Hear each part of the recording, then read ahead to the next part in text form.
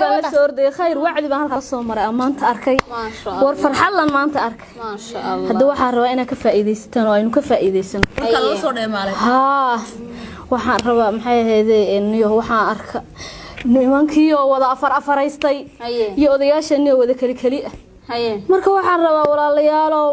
maxay ahaydeen sidii nabigeenu sheegay sidii diinteenu sheegtay kaleey salaatu wasalaam ina odayaasha firi ka dhigtaan labaday rabaan saddexday rabaan afartay rabaan maxay ahaydeen shan laynooma badnayne waxaan rabnaa odayaasha inaan firi ka dhigno hadda ma garateen hadda walaalo waa kaas waxa weeyaan odayaasha aynu fasaxno odayaasha cunug qabatayn baynu ku haynaa odayaasha aan waxaan ku cunug qabataynta ka qaadno odayaasha aan u gurguurino ما شاء الله ليلى هي وور لغو فرحو صح aad baan ugu farxay ما شاء الله walaal mid baan rabaa inaan ku dhaho هي aniga xal mas'aadi ahaan هي 6 bilood baa waxay qabay ninkaaga ninkaaga ay qabay 6 bilood baa ninkaaga ay qabay ninkaaga لا اله الا الله ليلى نايا انا maxaa ku sameeyay maxaa ku sheegtay maxaa walaal maxay wacdina sheegay ninka afar hab guursaday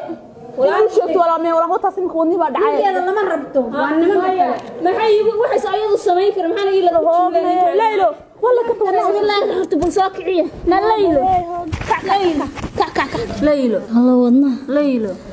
walaal ليلى maxaa ku dhacay sidina wacdina ila afar shan la guursado sida ليلى الله wadna walaal dhageyso ليلى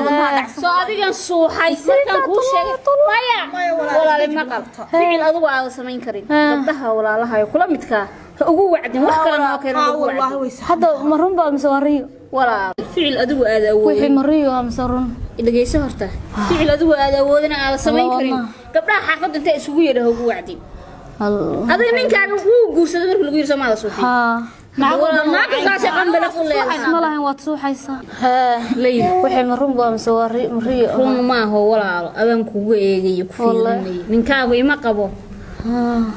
إلهي أنا وحبي يقولك جالسين بمحله إلى هذا قاعد وحاس مرضن بقبلها هو قاعد أقول وحال يلي كريم فعل هذا سمين كريم أنا كسو حيسا أنا واتسو حيسا بس لا تشوف عوض كل نقل والله حنوري بلان كوسو بحي دبده يدو soo baxay neerfusaas oo garaacay mardo baa noogu wacdin waxa anaga marka waayahay